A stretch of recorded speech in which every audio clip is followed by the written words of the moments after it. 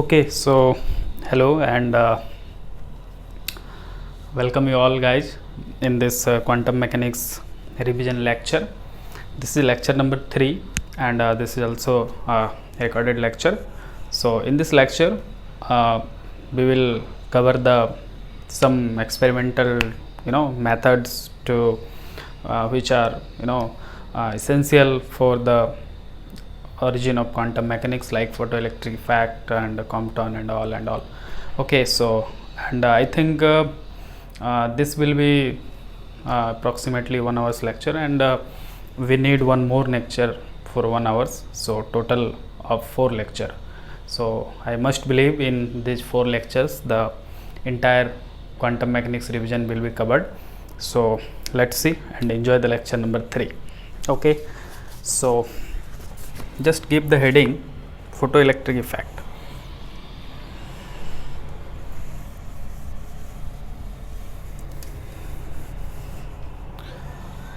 Okay, so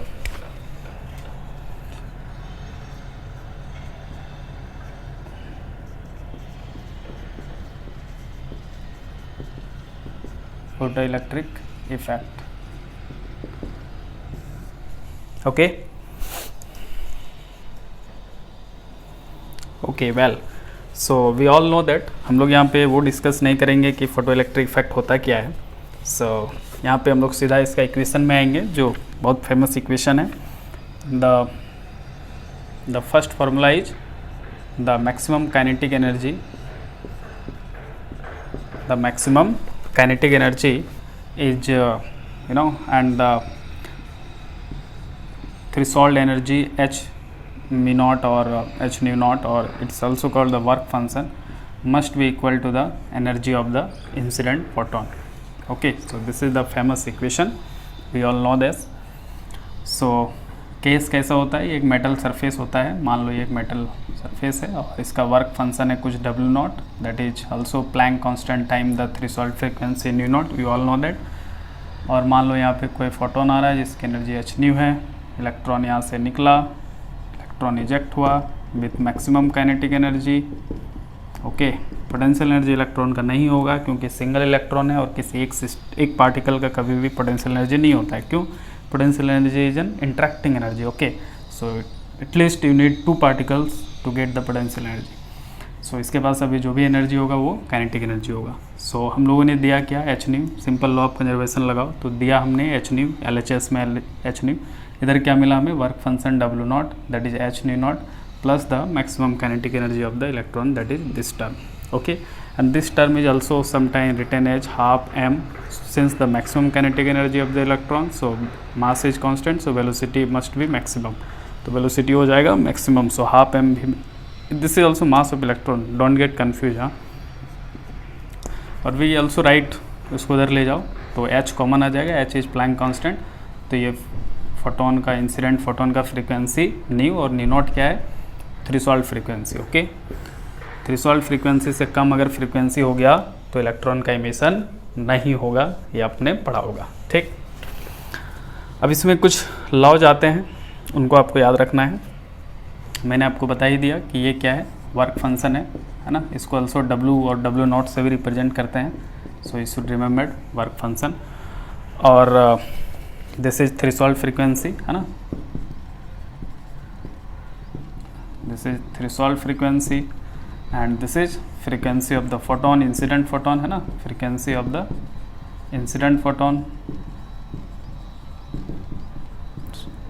this is very famous equation, कुछ भी इसमें से दिया रहेगा और कुछ एक निकालने बोलेगा. देन कुछ लॉज हैं इसमें कि जब ये एक्सपेरिमेंट किया गया तो क्या क्या हमारे पास रिजल्ट निकल के आया है ना, रिजल्ट्स ऑफ द एक्सपेरिमेंट. जब ये एक्सपेरिमेंट किया गया तो हमारे पास कुछ इंपॉर्टेंट रिजल्ट्स निकल के आए, and those are called results of the experiment. Just 1 second guys.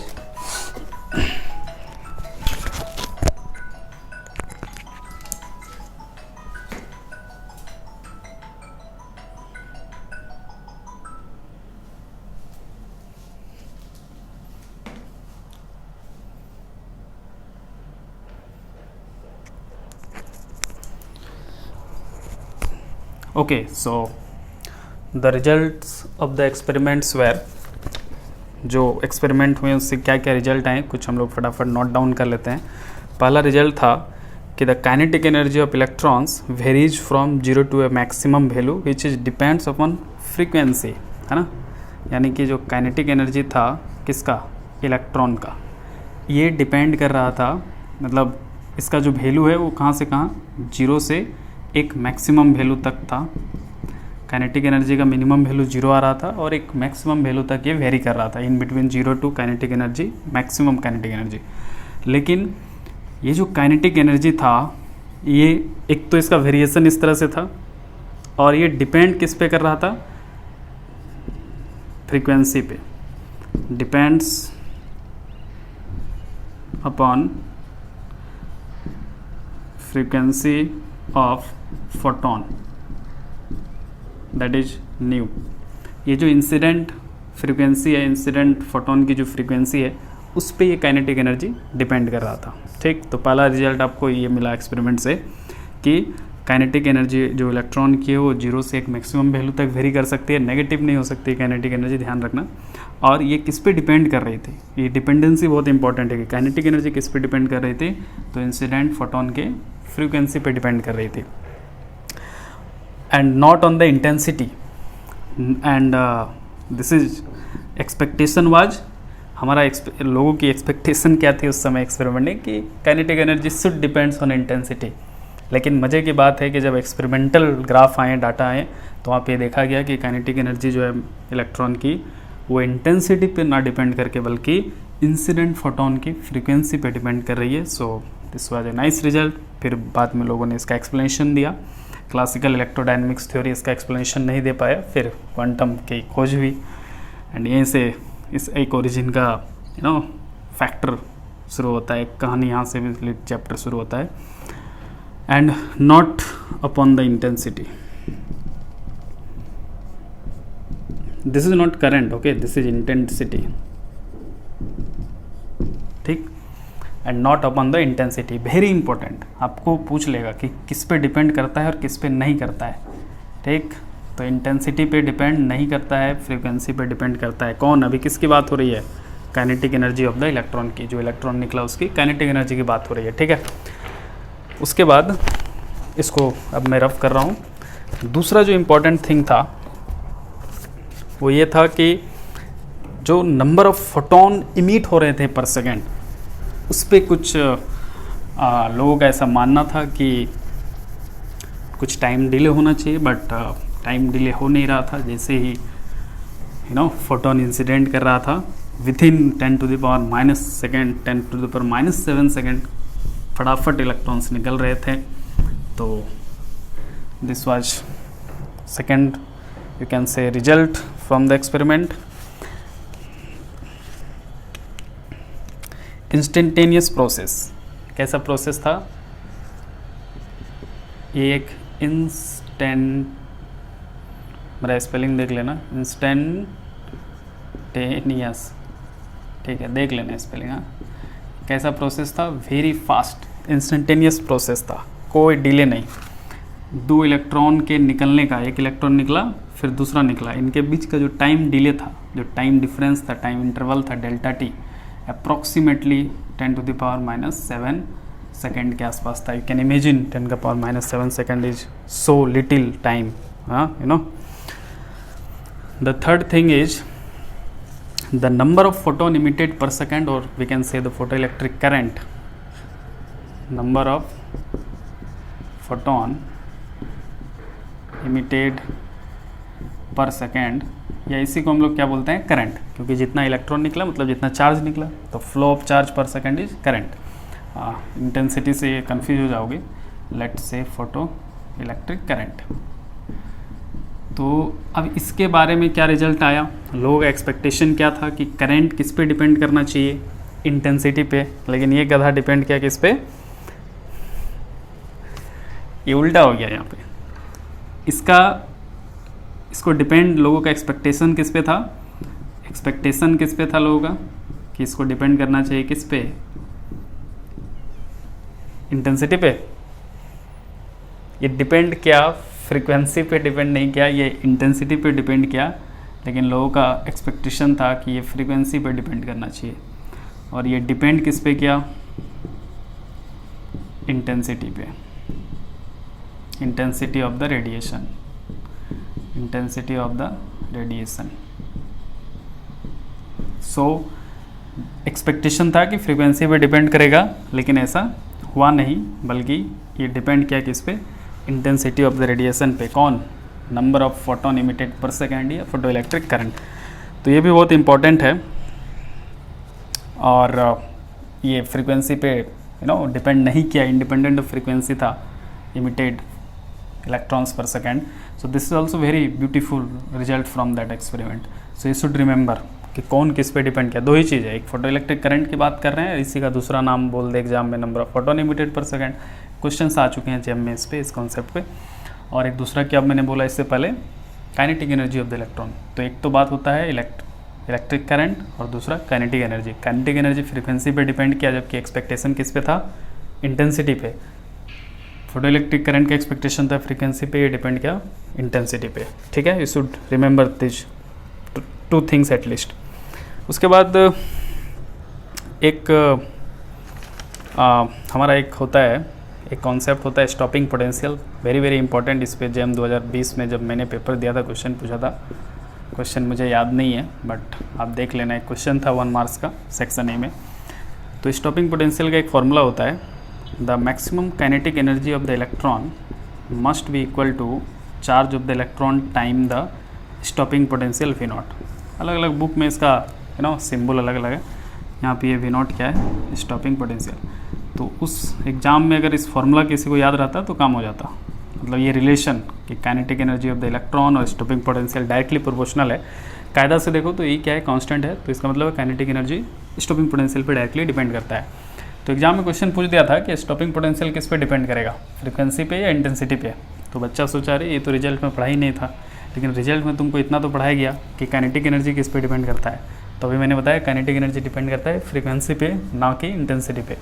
तो अब बताओ, अगर काइनेटिक एनर्जी फ्रीक्वेंसी पे डिपेंड करता है तो ले दे के ई भी किस पे डिपेंड करना चाहिए था, फ्रीक्वेंसी ऑफ द फोटोन, है ना। क्योंकि क्या है, kinetic energy, maximum kinetic energy of electron is directly proportional to stopping potential, and since it's depend, kinetic energy किस पे डिपेंड कर रहा है, फ्रीक्वेंसी ऑफ द फोटोन पे। तो ये भी बेटा किस पे डिपेंड करेगा, फ्रीक्वेंसी ऑफ द फोटोन पे। तो एग्जाम में सवाल इस तरह पूछा था कि अगर इंटेंसिटी को घटा दे या दुगुना कर दे, जो पावर लैंप या जो भी सोर्स यूज कर रहे हैं एक्सपेरिमेंट में, उसको अगर दुगुना कर दे उसका इंटेंसिटी या हाफ कर दे, तो स्टॉपिंग पोटेंशियल पे क्या फ़र्क पड़ेगा। सवाल एक्चुअली ऐसा पूछा था। तो अब इंटेंसिटी को आप कुछ भी कर लो, स्टॉपिंग पोटेंशियल पे कोई फ़र्क नहीं पड़ेगा, आप दुगुना कर लो, हाफ कर लो। क्यों? Stopping potential will remain constant. Why? Because stopping potential depends on kinetic energy, and kinetic energy depends on frequency of the incident photon, not upon the intensity और पावर ऑफ द रेडिएशन। अच्छा, exam में power word use किया था, radiation भी use नहीं, intensity भी use नहीं किया था। तो आपको ये स्टार मार्क्स करके ध्यान रखना चाहिए कि इंटेंसिटी क्या होता है, सब कंफ्यूज नहीं होना। इंटेंसिटी होता है पावर पर unit area per unit time, ठीक, दिस इज द इंटेंसिटी। सो अगर पावर की बात हो रहा है, मतलब इंटेंसिटी की बात हो रहा है, तो इनके बीच में आपको रिलेशन मालूम होना चाहिए। तो पावर और इंटेंसिटी डायरेक्टली प्रोपोर्शनल होता है। तो अब अगर पावर को घटा बढ़ा रहे हो, मतलब आप एक्चुअली इंटेंसिटी को घटा बढ़ा रहे हो। अब बेटा काइनेटिक एनर्जी और स्टॉपिंग पोटेंशियल दोनों ही इंडिपेंडेंट ऑफ इंटेंसिटी है, तो पावर का भी इंडिपेंडेंट होगा, पावर भी घटाने बढ़ाने से कोई फ़र्क नहीं पड़ेगा। तो इतने लॉजिक क्लियर हो जाने चाहिए थे। 2020 में पूछा था और आगे भी भविष्य में पूछे जाने की संभावना बनती है। ठीक, अब कुछ ग्राफ देख लेते हैं। ये तो था कुछ कॉन्सेप्ट, अब इससे रिलेटेड फोटो इलेक्ट्रिक इफेक्ट से रिलेटेड कुछ ग्राफ देख लेते हैं हम लोग, भी बहुत इंपॉर्टेंट है।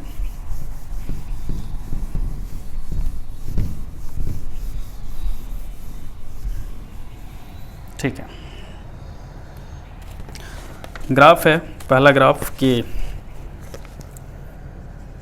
है हमारा, एक तरफ है स्टॉपिंग पोटेंशियल वी नॉट और दूसरी तरफ है हमारा फ्रीक्वेंसी न्यू। किसका फ्रीक्वेंसी है? इंसिडेंट फोटोन का। तो इनके बीच में कुछ ऐसा ग्राफ आता है ना, and this frequency is known as threshold frequency. This is V naught stopping potential. This is threshold frequency because this is frequency bar और line. Okay. So इस कट ऑफ थ्रेशोल्ड फ्रीक्वेंसी है, देखो यहाँ तक कोई मिशन नहीं हुआ, यहाँ पे होता है।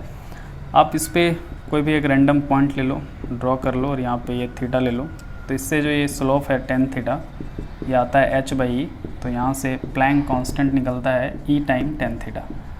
तो एक्सपेरिमेंटली आप यहाँ से वेरीफाई कर सकते हो किसको, प्लैंक कांस्टेंट को। तो कई बार पूछता है कि प्लैंक कांस्टेंट यानी ये जो tan थीटा किसके स्लोप से आता है, तो stopping potential versus frequency of the incident photon का जो ग्राफ है उसके स्लोप से ये कॉन्सेप्ट आता है, यहाँ से ये वेरीफाई होता है, इसका वैल्यू निकलता है।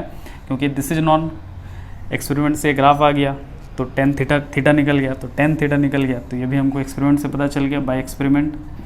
ये तो हमको पहले ही पता चला हुआ है, ये भी बाय एक्सपेरिमेंट है ना।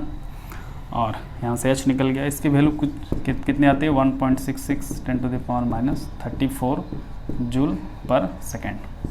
चेक कर लेना, आई थिंक इतना ही होनी चाहिए इसकी वैल्यू, ठीक। This is known as Planck constant. This is the first graph and the second graph is current versus frequency. This is the photo electric current and this is the frequency. तो इनका graph कुछ ऐसे शुरू होता है। आप मान लो ये एक फ्रीक्वेंसी है, ये दूसरा फ्रीक्वेंसी है और कुछ इस तरह के इनकी, and this current is known as I saturation, you know saturation current, ठीक है। तो ये कहीं यहाँ पे नेगेटिव वैल्यू से, नेगेटिव फ्रीक्वेंसी से इनकी शुरू होती है कहानी। Suppose this is ν1, this is ν2 and so on. So this is the graph of the current versus frequency and this the graph stopping potential versus frequency. Okay, so this is all about photo electric effect. Basic तो cover हो ही गई लगभग। Next देखते हैं कौन सा experiment है हमारी लिस्ट में।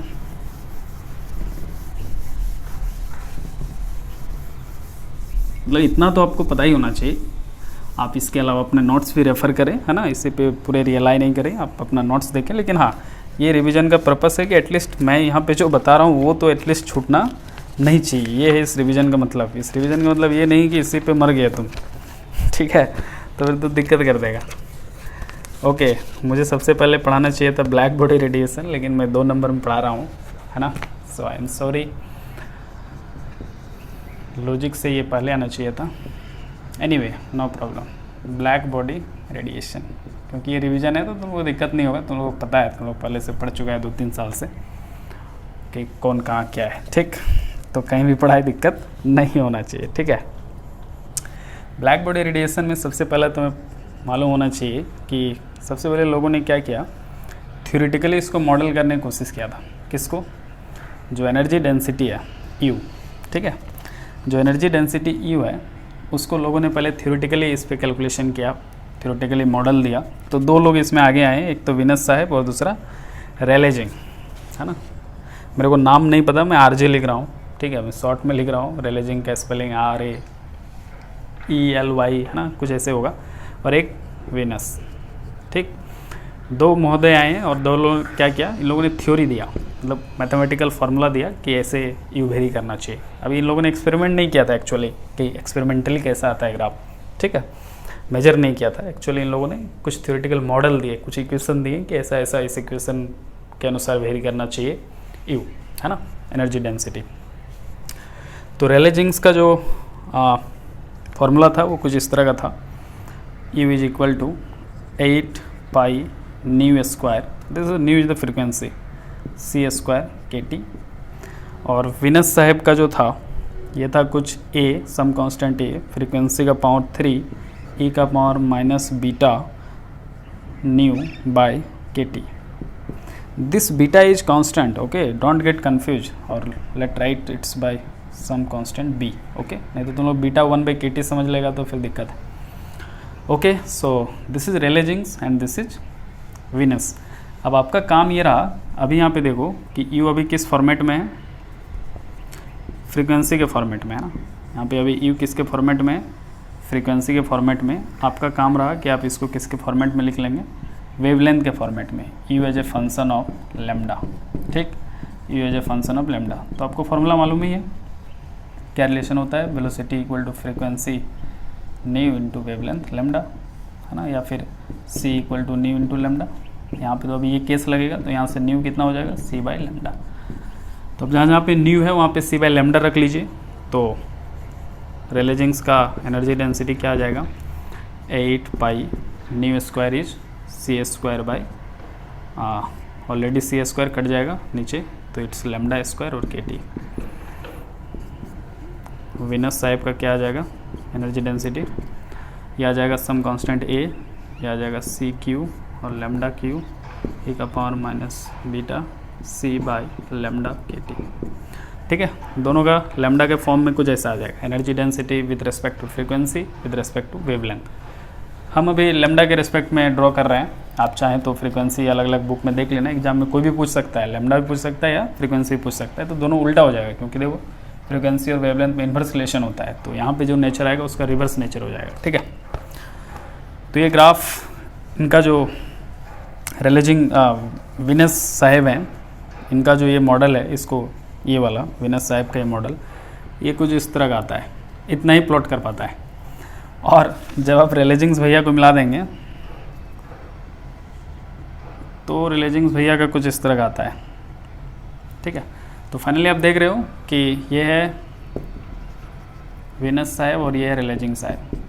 मतलब ये वाला जो पोर्शन है, एक इनका ग्राफ से आता है इस रेलेजिंग भैया से, ये वाला पोर्शन किससे आता है, विनस भैया से। तो दोनों का थ्योरेटिकल मॉडल मिला के इस चीज़ को सेटिस्फाई कर पाता है, किसी एक का अकेले नहीं कर पाता है। और कायदा से जब एक्सपेरिमेंटली किया गया है तो थ्योरेटिकल है ना, ये क्या है, थ्योरी है, मैथमेटिकल मॉड्यूलेशन है ना। जब एक्सपेरिमेंट कायदा से किया गया तो कंप्लीट आ रहा था, एक्चुअली है ना, कंप्लीट आ रहा था एक्सपेरिमेंटली। तो इन लोगों ने इस एक्सपेरिमेंटल को अकेले, ये एक्सपेरिमेंटल कायदा से आना चाहिए था कंप्लीट, लेकिन किसी का अकेले लॉ इस चीज़ को कंप्लीट वेरीफाई नहीं कर पा रहा था, दोनों का मिला के जरूर कर रहा था। तो आपसे पूछता है एग्जाम में सवाल कि किस रेंज में, जैसे वेवलेंथ का अगर हम लोग बांट ले, इधर विनस सेटिस्फाई कर रहा है, इधर रिलेजिंग, तो ये क्या हो गया, लेमडा का shorter range, low wavelength region, this is high wavelength region, this is low wavelength region. तो एग्जाम में सवाल पूछता है कि रेलेजिंग्स का जो लॉ था वो कहाँ सेटिस्फाई हो रहा था ज़्यादा अच्छा से, हाई वेवलेंथ रीजन में, लो वेवलेंथ रीजन में। दिख रहा है आपको, हाई वेवलेंथ में रेलेजिंग सेटिस्फाई हो रहा था, लो वेवलेंथ में विनस। लेकिन अगर आपसे फ्रीक्वेंसी पूछ लेता कि फ्रीक्वेंसी में किस डोमेन में, हाई फ्रीक्वेंसी में कौन सेटिस्फाई हो रहा था, लो में कौन, तो चूंकि वेवलेंथ और फ्रीक्वेंसी में रिवर्स रिलेशन होता है, तो अगर हाई वेवलेंथ में रेलेजिंग सेटिस्फाई हो रहा था तो लो वेवलेंथ में, इसका मतलब लो फ्रीक्वेंसी में रिलेजिंग सेटिस्फाई होगा और हाई फ्रीक्वेंसी में विनस सेटिस्फाई होगा। अगर यहाँ फ्रीक्वेंसी कर दे इस एक्सिस को तो रिलेजिंग यहाँ आ जाएगा और विनस यहाँ चला जाएगा। ठीक, इतना समझ पा रहे हैं, ध्यान रखना है। ओके, और कौन कहाँ पे फेल हो रहा है वो भी आपको दिख रहा है। रेलेजिंग्स हाई वेवलेंथ पे सेटिस्फाई हो रहा है, लो वेवलेंथ पे फेल हो रहा है। विनस लो वेवलेंथ पे सेटिस्फाई हो रहा है, हाई वेवलेंथ पे फेल हो रहा है। फ्रीक्वेंसी की बात करें तो ये लो फ्रीक्वेंसी पे सेटिस्फाई होगा, हाई फ्रीक्वेंसी पे फेल होगा। ये हाई फ्रीक्वेंसी पे पास होगा, लो फ्रीक्वेंसी पे फेल होगा। ठीक, 4 तरह के क्वेश्चन पास फेल पे पूछ सकता है, ध्यान रहे। ये वाला अगर ग्राफ याद है तो यू कैन डू। यहाँ पे याद रखो कि लेमडा वाला में विनस यहाँ है, रिलेजिंग्स यहाँ है। ये रिलेशन पता है कि रिवर्स रिलेशन होता है फ्रीक्वेंसी लेमडा में, तो पास फेल तुम बता सकते हैं कि कौन किधर पास होगा, कौन किधर फेल होगा। Very good, okay. तो ये इन पे बहुत क्वेश्चन आते हैं, इनको याद रखिएगा। ये 8 pi nu square by C square K T, और यहाँ पे ये विनस साहब का A nu cube E to the power minus some constant B nu by के टी। एटलीस्ट ये तो याद ही रहना चाहिए कि फ्रीक्वेंसी के साथ कैसे किसका वेरी करता है। तो इतना याद रखना, रिलेजिंग फ्रीक्वेंसी के साथ न्यू स्क्वायर से वेरी करता है, और विनस कैसे वेरी करता है, न्यू का पावर 3 और E to the power minus new.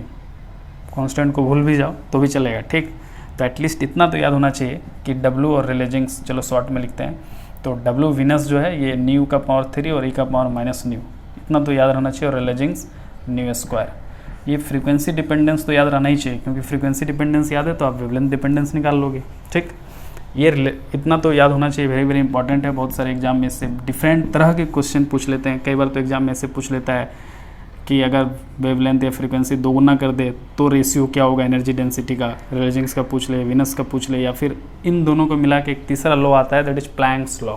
अभी हम लोग देखेंगे, उस पर बात कर ले, और जब में पूछा हुआ भी है। ठीक है, तो एटलीस्ट आपको क्या पता होना चाहिए, फॉर्मूला के तर्ज पे डिपेंडेंस तो पता होना ही चाहिए, ठीक। और ये कॉन्सेप्ट जो बताए हमने वो याद होना चाहिए। अब आता है, ये दोनों तो फेल हो गए, दोनों आधा आधा सेटिस्फाई कर रहा है ग्राफ को, पूरा कौन करेगा। तो अब आए भैया प्लैंक साहब। मैक्स प्लैंक साहब ने एक लॉ दिया, उन्होंने क्या बोला कि सारे ऑसिलेटर को क्वांटम हार्मोनिक ऑसिलेटर मान लो, और उन्होंने ड्राइव किया चीज़ को average energy density per mode of vibration, है ना, average energy density per mode of vibration. अब आए प्लैंक्स भैया, प्लैंक्स भैया ने भी एनर्जी डेंसिटी निकाला, फ्रीक्वेंसी के टर्म में देख लेते हैं।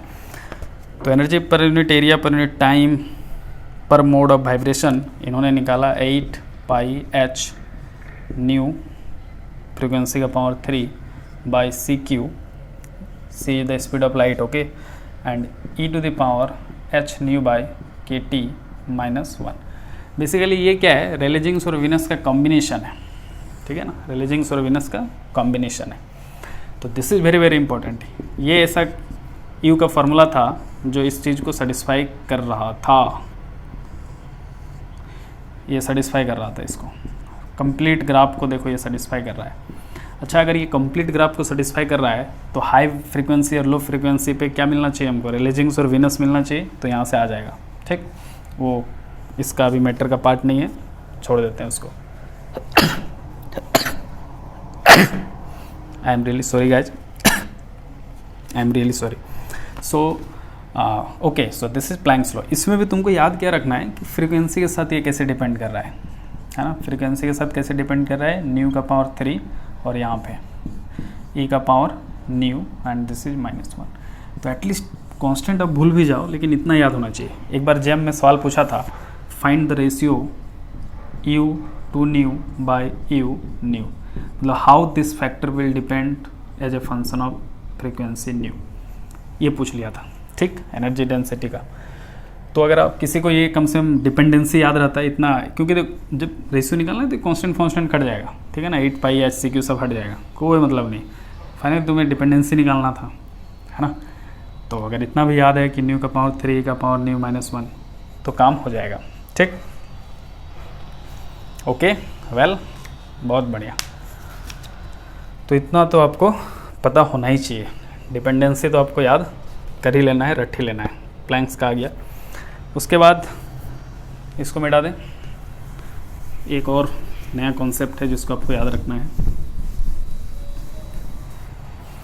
ये है कि लेमडा और टी में एक रिलेशन होता है, मैक्सिमम लेमडा। ये जो ग्राफ था ना भाई, ये जो ग्राफ तुम देख रहा था, इसमें लेमडा और टी में एक रिलेशन आता है कि जो लेमडा मैक्स है एट एनी टेम्परेचर टी, और ये दोनों का जो प्रोडक्ट है मैक्सिमम वेवलेंथ का टेम्परेचर के साथ, कोई भी वेवलेंथ नहीं, मैक्सिमम वेवलेंथ का टेम्परेचर के साथ जो रिलेशन होता है वो क्या होता है, कांस्टेंट। तो यहाँ से भी बहुत सारे क्वेश्चन पूछता है, बहुत जेम नेट गेट में पूरा भर के सवाल पूछा हुआ है। कोई भी 2 को वेवलेंथ दे देगा, 2 को टेम्परेचर दे देगा और 1 को निकालने बोल देगा, 3 को मेरे को दे देगा। तो इससे फॉर्मूला इस तरह से आता है, देखो λ1 T1 इक्वल टू λ2 T2। किसी एक ग्राफ का सेंट्रल वेवलेंथ दे दिया और इनिशियल फाइनल टेम्परेचर दे दिया, दूसरा ग्राफ का सेंट्रल मैक्सिमम वेवलेंथ पूछ लिया, या 4 में से कोई भी 3 क्वांटिटी दे देगा, एक पूछ लेगा। इस कांस्टेंट का अगर कोई वैल्यू जानना चाहता है तो इसका बाकायदा वैल्यू भी होता है 2.09। हालांकि एग्जाम में ये तुमसे कभी पूछेगा नहीं, लेकिन न्यूमेरिकल सॉल्व करने में कभी कभी काम आ जाता है, ठीक। मिली केल्विन, ये मीटर नहीं है रे दुश्मन, ये मीटर है क्या, but I don't think should meter, नहीं मीटर ही है, 10 का पावर -3 यहाँ लगा लिया है ना।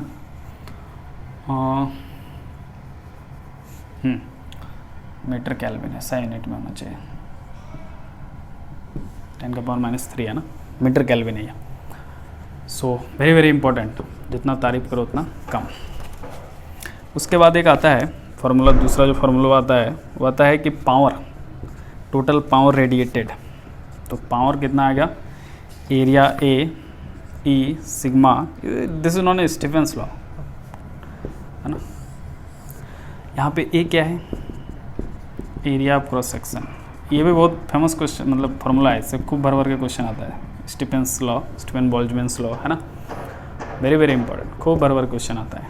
ये इज द इमिसिव, क्या बोलते हैं, इमिसिटिविटी फैक्टर या कुछ तो बोलते हैं इसको, इमिसिटिविटी फैक्टर या कुछ बोलते हैं, ठीक है, जो भी बोलते हैं, but this is not charge of electron. Charge of electron में समझ लेना, नॉट चार्ज ऑफ इलेक्ट्रॉन, समझ रहा है, नॉट चार्ज ऑफ इलेक्ट्रॉन नहीं, ये कुछ इमिसिविटी फैक्टर ऐसे कुछ होता है। सिग्मा क्या होता है, ये तो याद ही होना चाहिए, स्टीफेंस कांस्टेंट, स्टीफेंस कांस्टेंट, और T is the temperature of the body, temperature of that black body, है ना, जिस बॉडी की बात हो रही है।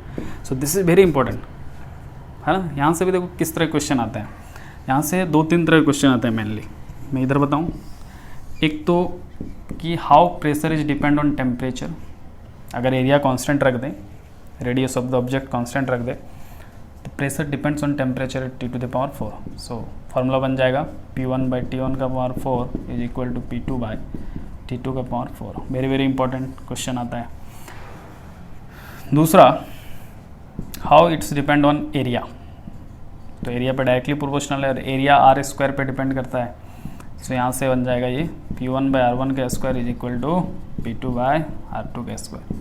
रेडियस पे इस तरह से डिपेंड करेगा, है ना। तो ये 2 तरह के इससे सवाल बन सकते हैं, या फिर दोनों कंबाइन करके पूछ ले, या फिर ये पूछ ले pressure, how pressure depends on temperature, और लेमडा का बात कर ले, तो पहले लेमडा और टी का रिलेशन से आप टी निकाल लो या लेमडा निकाल लो, फिर उसको मतलब टी यहाँ से निकाल लो इस रिलेशन से, लेमडा अगर दिया हुआ है तो, और इस टी को यहाँ पुट कर दो, प्रेशर निकाल लो। समझ पा रहे हो, लिंकेज समझ पा रहे हो, ठीक है, बहुत बढ़िया, ध्यान रखना नहीं तो गड़बड़ हो जाएगा।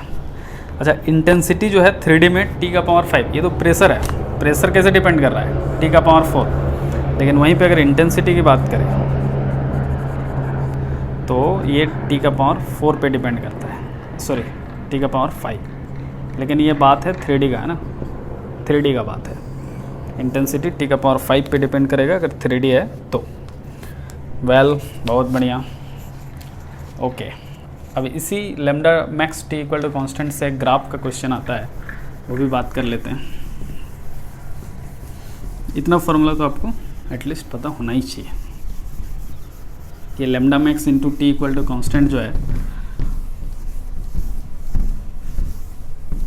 उससे एक ग्राफ का क्वेश्चन भी सॉल्व होता है कुछ इस तरह का। मान लो ये लेमडा है, ये इंटेंसिटी है, राइट। यहाँ 2 ग्राफ दिया हुआ है, मान लो एक ऐसे और दूसरा कहीं पे ऐसे, तो इसका मैक्सिमम वैल्यू ये है, इसका मैक्सिमम वैल्यू ये है, ठीक है। मान लो इसका ये लेमडा मैक्स 1 है और ये लेमडा मैक्स 2 है, क्योंकि ये मान लो ग्राफ 1 है, ग्राफ 2। अब ग्राफ 1 का मैक्सिमम वेवलेंथ कहाँ पे, यहाँ पे, तो इसको लेमडा मैक्स 1 मान लिया, मतलब ग्राफ 1 का मैक्सिमम वेवलेंथ। ग्राफ 2 का मैक्सिमम वेवलेंथ यहाँ पे है, तो इस पॉइंट को मान लिया maximum wavelength of graph 2, lambda max 2। अब मान लो 1 मान लेते हैं, इसको मान लेते हैं 2, ज़्यादा बेटर होगा, हाँ, कन्वेंशन 1, ओके। सो अगर ये मान लो T1 है, T1 टेम्परेचर पे था जब बॉडी, तब ये ग्राफ आया है, ऐसा मान लो, और ये वाला जो है ये T2 टेम्परेचर पे है, ये T2 टेम्परेचर पे T1, तो मान लो कि T1 बड़ा था T2 से, और हम एजम्पशन क्या मान रहे हैं कि T1 बड़ा है T2 से, ठीक। तो अब फिर वही logic, lambda max T equal to constant, तो यहाँ से हमें क्या मिलता है कि lambda max is directly proportional to 1/T मिलता है हमको यहाँ से, मतलब जिसका वेवलेंथ बड़ा होगा उसका टेम्परेचर छोटा होगा। तो किसका वेवलेंथ बड़ा है, वेवलेंथ इस एक्सिस में है, तो डेफिनेटली जितना आगे जाएंगे वेवलेंथ बढ़ते जाएगा, यानी ये वेवलेंथ बड़ा है लेमडा मैक्स 2। तो अगर लेमडा मैक्स 2 क्या है, बड़ा है लेमडा मैक्स 1 से, तो लेमडा और टेम्परेचर में रिवर्स रिलेशन है, इसका मतलब डेफिनेटली जो T2 होगा वो लेस देन होगा T1 से, यानी कि ये T2 होगा और ये T1 होगा, और T2 छोटा होगा T1 से, देखो है ना, लॉजिक सेटिस्फाई भी है, T1 बड़ा है T2 से, T1 बड़ा है इसीलिए तो उसका वेवलेंथ छोटा है बाय दिस लॉजिक, ओके। सो ऐसे ग्राफ को भी दे देते हैं और बोल लेते हैं कौन T1 हो, मतलब कुछ भी इसमें फंसा के पूछ सकता है घुमा के आपको। आई होप कि आप कॉन्सेप्ट समझ पा रहे हैं। तो ये था ब्लैक बॉडी रेडिएशन पे कुछ इंपॉर्टेंट चीज़ें। I must believe you will remember this things, at least इतने तो पता होनी चाहिए। These are very basics. Next give the heading Compton effect.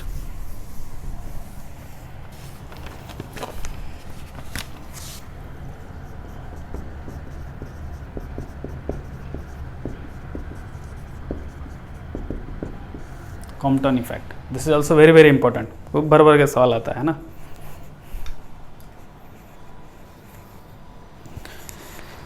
Compton effect से भी अच्छे खासे सवाल आते हैं and I must believe you should remember Compton effect as well.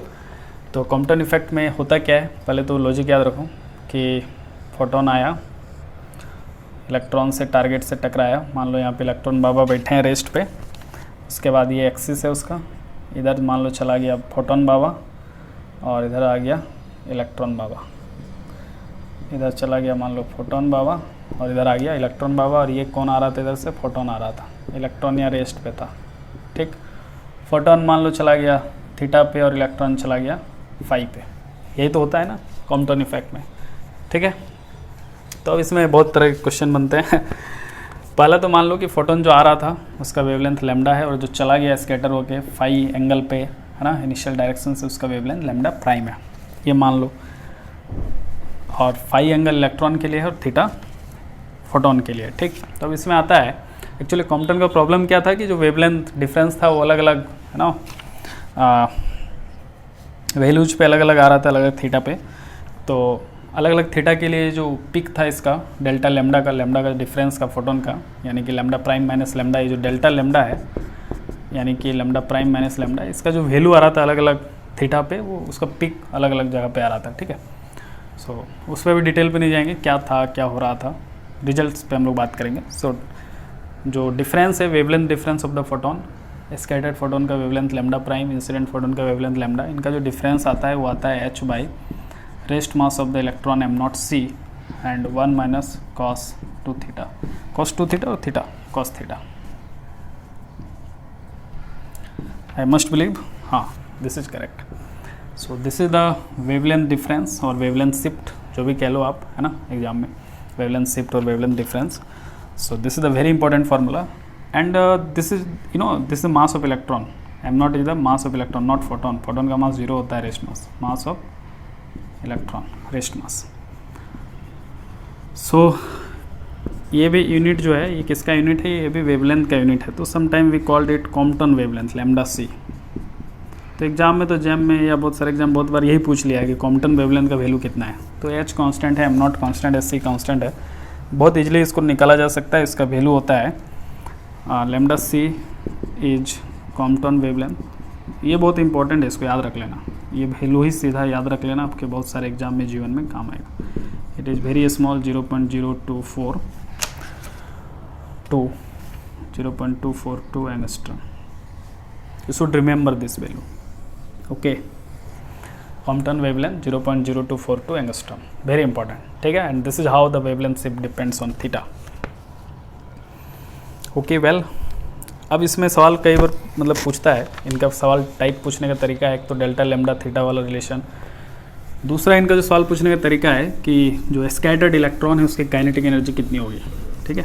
Initially तो इलेक्ट्रॉन रेस्ट में था, उसकी एनर्जी सिर्फ रेस्ट मास एनर्जी थी, कोई काइनेटिक एनर्जी नहीं था, लेकिन आफ्टर स्कैटरिंग फाई एंगल पे अभी देखा ना इलेक्ट्रॉन स्कैटर्ड हुआ, तो आपसे सवाल पूछेगा कि बताओ kinetic energy of electron, scattered electron कितनी है। तो इसकी फार्मूला होती है total energy initial energy of the photon by m not c square divided by 1 plus e by m not c square, जहाँ पे m नॉट c स्क्वायर क्या है, rest mass of the electron, और e क्या है, e यहाँ पे क्या है, h न्यू, यानी कि initial total energy of the initial energy of the photon, initial energy of the definitely h new means photon. So this is very important formula, you should remember. m naught c square is the rest mass of the, this is rest mass of the electron, और ये 0.51 mega electron volt. If I am not wrong then this is true, एक बार verify कर लेना, ठीक है, शायद इतना ही होता है, उसको तो याद ही रख लेना, एक बार वेरीफाई कर लेना, अगर ये ट्रू है तो ठीक, नहीं तो जो ट्रू डाटा है उसको याद रख लेना, एग्जाम में कितना ईजी हो जाएगा, है ना। और देखो इसका लॉजिक क्या है कि 1 प्लस यहाँ देखो स्क्वायर है, e by m not c square, e square m not c square, यहाँ पे सिर्फ e स्क्वायर को हटा देना, e और ये रहने देना, ठीक, कितना ईजी है, याद रखना।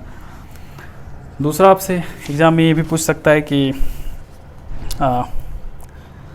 Kinetic energy of the scattered photon, ये तो इलेक्ट्रॉन हो गया, फोटोन भी तो स्कैटर्ड हुआ है, तो उसका काइनेटिक एनर्जी बताओ, जो फोटोन स्कैटर्ड हो गया उसका।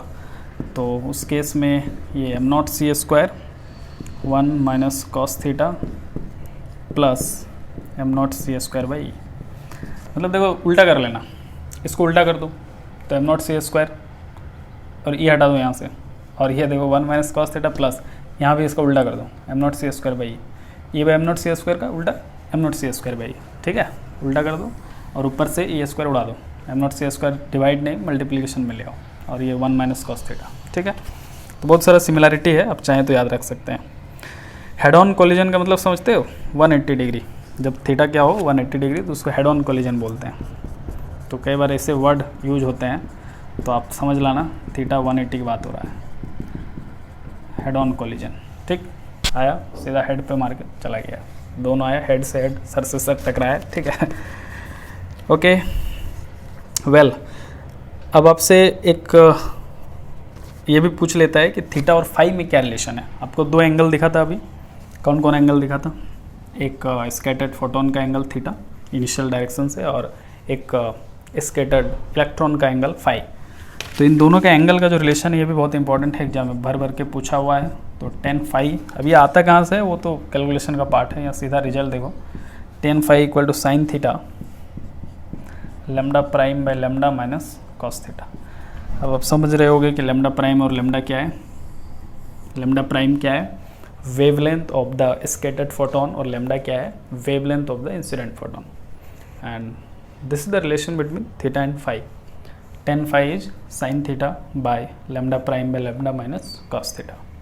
ओके, यू शुड रिमेंबर, बहुत सिमिलरिटी है। देखो टेन ऐसे लॉजिक दिमाग में याद करो कि tan थीटा क्या होता है इन जनरल, साइन थीटा पे कॉस थीटा, यहाँ भी वही है साइन थीटा पे कॉस थीटा। अब चूंकि रिलेशन 10 और 5 थीटा और 5 निकाल रहे हैं, तो यहाँ पे 5 यूज कर लेना। तो tan phi equal to sine theta पे कॉस थीटा, और एक माइनस में लेमडा प्राइम में लेमडा, याद रखना है ना आसान। ओके ठीक, वेल तो ये याद रहेगा आपको, this is all about Compton effect. और इससे ज़्यादा आप और थोड़ा अपना नोट्स वोट्स पढ़ ले जरूर। ठीक है, चलो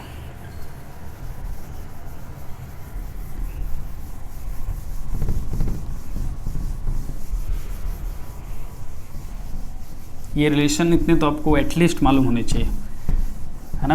इतने रिलेशन एटलीस्ट आपको क्या होने चाहिए, मालूम होने ही चाहिए। नेक्स्ट है de Broglie hypothesis, very very important है ना। इससे भी सवाल बहुत भर भर के पूछता है। सब जेम का बहुत फेवरेट टॉपिक है आज जो क्लास में बात कर रहे हैं हम लोग, है ना। क्वेश्चन आएगा ही आएगा, डेफिनेटली 200% क्वेश्चन आएगा इन्हीं फॉर्मूला में से। डी ब्रॉगली हाइपोथेसिस सबको पता है, this is the first ever relation which relates the particle and wave nature, है ना। So lambda is h by p. Okay, और इसको और भी तरीका से लिख सकता है, lambda equal to h by p को क्या लिख सकता है, मोमेंटम को 2 time m the kinetic energy, this is kinetic energy not total energy. Okay, ऐसा भी लिख सकता है, और इसको ऐसा भी लिख सकता है। थर्मल बॉडी के केस में Boltzmann constant and temperature T। ओह मैं गलत लिखा गया, हाँ ठीक है, 2m ई के काइनेटिक एनर्जी भी होता है ना, मतलब जब थर्मल इक्विलिब्रियम में सिस्टम होता है तो उसका ये केविटी इज व्हाट,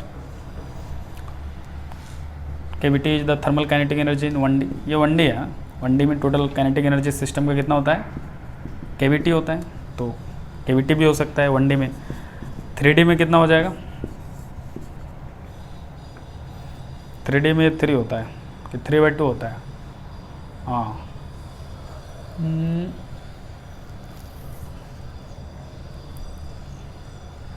1D में आई थिंक सिर्फ KT होना चाहिए 1D में, हाँ KT होना चाहिए। तो 2D में होता है ना, हाफ KT 2 डायरेक्शन के अलोंग 2D में आ जाएगा, तो 1D में सिर्फ हाफ KT होगा।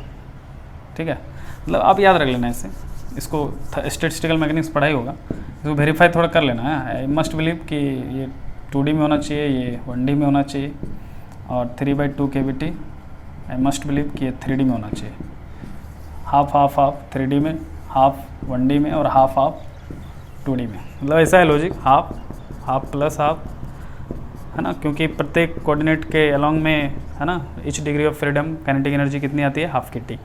तो यहाँ पे सिर्फ हाफ के टी, यहाँ पे हाफ के टी फुल के टी हो जाएगा, और यहाँ पे 3/2 के टी हो जाएगा। तो कई बार ऐसे टेम्परेचर का 2014 में IIT कानपुर में जैम में सवाल पूछा भी हुआ है। तो पहले तो आपको ये फॉर्मूला याद होना चाहिए कि momentum is 2 time mass time kinetic energy, और आप काइनेटिक एनर्जी यहाँ से देख लो, 1D में इतना पुट कर लो, 2D में इतना पुट कर लो, 3D में इतना पुट कर लो, ठीक है। तो ये कॉन्सेप्ट बहुत इंपॉर्टेंट है डी ब्रोगली हाइपोथेसिस में। यहाँ से एक ये भी बहुत फेमस क्वेश्चन आता है कि अगर एक्सिलरेटेड चार्ज पार्टिकल हो, कैसा हो, एक्सिलरेटेड चार्ज पार्टिकल हो, तो एक्सिलरेटेड चार्ज पार्टिकल के केस में जो वेवलेंथ होता है ये होता है 12.27 एंगस्ट्रम बाय रूट ऑफ भी। यहाँ पे जो भी है ये अप्लाइड वोल्टेज है, in volt in which unit, applied voltage in volt में, ठीक है। डोंट गेट कन्फ्यूज, वोल्टेज किस में, ये वेलोसिटी नहीं, वोल्टेज है और वोल्ट में। और ये बहुत इंपॉर्टेंट है, इस पर खूब सवाल पूछता है ना। Lambda is actually 12.27 by root, but ये किसके लिए, फ्री इलेक्ट्रॉन के लिए है, मतलब only for electron, you can't use this for others, mind it. फिर इसका डेरिवेशन का तरीका चेंज करना पड़ेगा अदर के लिए, है ना। क्लियर है बच्चों यहाँ तक?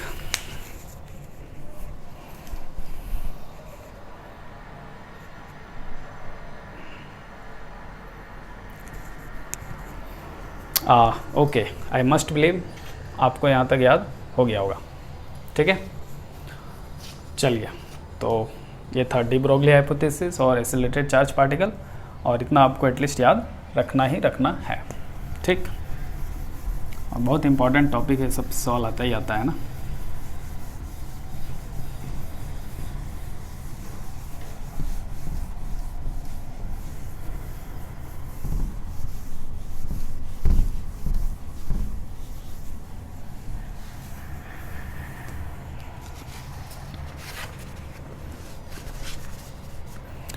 नेक्स्ट हेडिंग देना, pair production and pair annihilation. इस पर भी जैम में सवाल आ चुका है ना।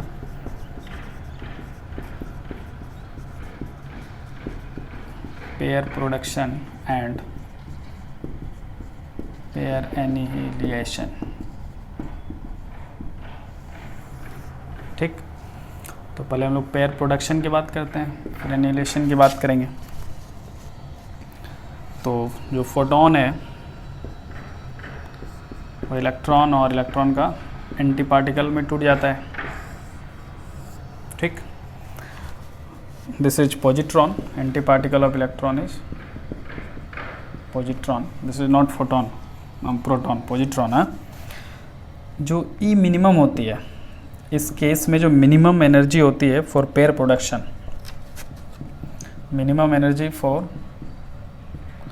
Pair production of photon, this is 2 time rest mass energy of electron, this is 2 time rest mass energy of electron, and you should remember this, आया हुआ है जैम में इस कॉन्सेप्ट पे सवाल, ठीक।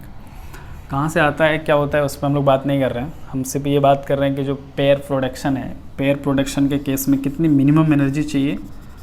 तो minimum energy is approximately, you can say it's approximately 2 time m0 c square is the raised mass of the electron, that is 0.51 mega electron volt, ठीक। you should remember this,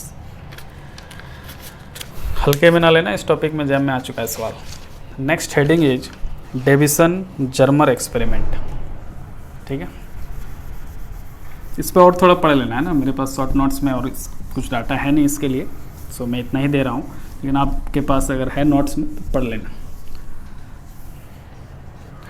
इस revision class का purpose ये है बच्चों कि at least यहाँ पे जितना मैं बता रहा हूँ आपको, उन टॉपिक्स को तो रिवीजन करके बहुत अच्छे से, और एटलीस्ट जितनी फॉर्मूले यहाँ मैं बता रहा हूँ उनको अच्छे से यहाँ याद करके एग्ज़ाम हॉल में जाना है।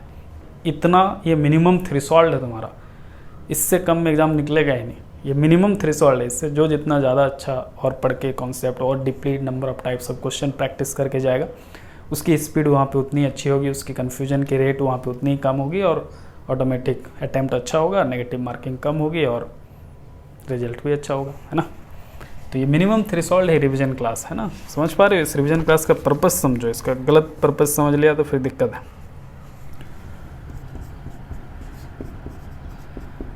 Davisson Germer experiment. Davisson Germer experiment क्या था कि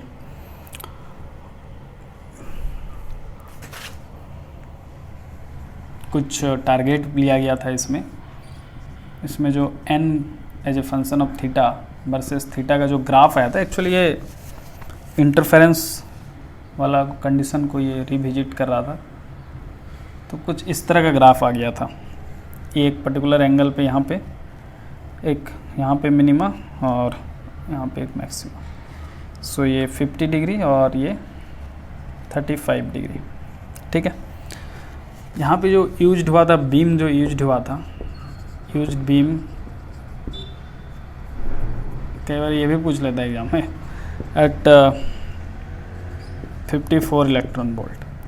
दूसरा minimum intensity, actually an count को ही इंटेंसिटी बोलता है ना, बाय मत समझना, आप इसको इंटेंसिटी का भी ग्राफ समझ सकते हो। एक्चुअली इंटेंसिटी इज काउंट पर सेकंड, है ना, पर सेकंड कितना काउंट हो रहा है, दैट इज ऑल्सो इंटेंसिटी, है ना। तो intensity was minimum at theta equal to 35 degree and maximum at theta equal to 50 degree. तो प्रॉब्लम ये खड़ा हो गया था कि एक तो मिनिमम यहाँ पे, एक यहाँ पे, ये एक बार मैक्सिमम हो रहा है फिर मिनिमम हो रहा है। 35 पे ये देखो मिनिमम है, फिर ये यहाँ पे मैक्सिमम हो गया, समझ पा रहे हो। तो बोला कि ऐसा तभी हो सकता है जब इंटरफेरेंस हो रहा होगा, यानी वेव, ये वेव नेचर को आई मस्ट बिलीव कि it's supporting the wave nature. उन्होंने कहा ऐसा तभी हो सकता है कि एक बार मिनिमम फिर अचानक मैक्सिमम फिर मिनिमम, ऐसा तभी आएगा जब इंटरफेरेंस होगा। और interference means wave nature of light, not the particle nature of light. So Davison-Germer experiment also provide, I must believe it's also provide the wave nature of the light, if I am not wrong. यहीं से एक condition आता है जिसको आप लोग solid state में ही पढ़ते हैं और बहुत खतरनाक आता है। ये रिलेशन बहुत फेमस हो जाता है सॉलिड स्टेट में, 2d sin let's say theta is equal to n lambda. This is the condition of the Bragg's reflection, है ना, reflection, this is the Bragg's reflection. Okay, so you should also remember condition of maximum intensity या condition of reflection, क्योंकि जो dark होगा वो तो reflect होगा ही ना, रिफ्लेक्ट होगा सिर्फ जो ब्राइट है, वही दिखेगा आँख से। तो this is the condition of reflection. Reflection मतलब कॉमन सेंस है, ब्राइट वाले पॉइंट्स। इसको थोड़ा और डिटेल में पढ़ लेना, ठीक है, इसका थोड़ा कहानी पढ़ लेना। मैंने, अगर जो बच्चे फिजिक्स फाउंडेशन के स्टूडेंट हैं तो मैंने क्वांटम मैकेनिक्स का कोर्स पढ़ाया था और बहुत अच्छा से ये सब सारी चीज़ें एक्सप्लेन किया हुआ है। आप मेरा कोर्स में लेक्चर अगर किया हुआ है तो आप एक बार नोट्स को पढ़ लें, आपको समझ में आ जाएगा कि इसके अंदर का और थ्योरी क्या था, कहानी क्या था, ठीक है। क्योंकि यहाँ पे बहुत ज़्यादा कहानी हम लोग डील नहीं कर सकते हैं, वरना फिर बहुत कुछ छूट जाएगा। ओके, तो ये था मेरे प्यारे बच्चों, this is all about some experiments which are, you know, which actually leads the origin of quantum mechanics. And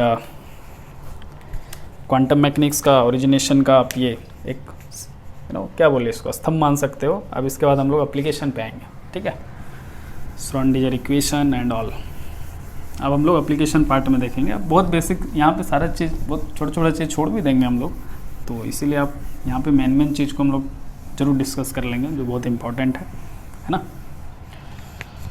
एक लास्ट एक छोटा टॉपिक है, इस लेक्चर में बता ही देता हूँ, इसके बाद बाकी नेक्स्ट लेक्चर में बताऊँगा। That is density of state. इसका सिर्फ मैं कैसे ये वेरी करता है वो बताऊँगा, क्योंकि एग्ज़ाम में अगर वो क्वेश्चन आ जाए वेरिएशन कैसे करता है, आप वो बना लो। तो डेंसिटी ऑफ स्टेट 1D में कैसे वेरी करता है एनर्जी के साथ, 2D में और 3D में।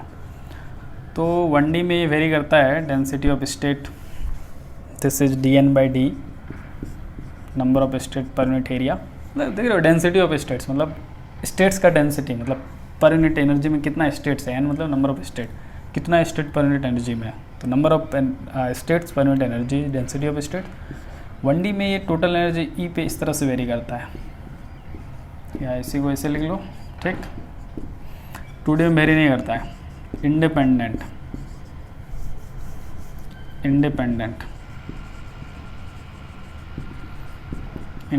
ऑफ ई, या फिर इसी को लिख सकते हैं डायरेक्टली प्रोपोर्शनल टू ई का पावर 0। ई का पावर 0 मतलब कुछ नहीं, 1 इंडिपेंडेंट। 3D में ये वेरी करता है ई का पावर +1/2,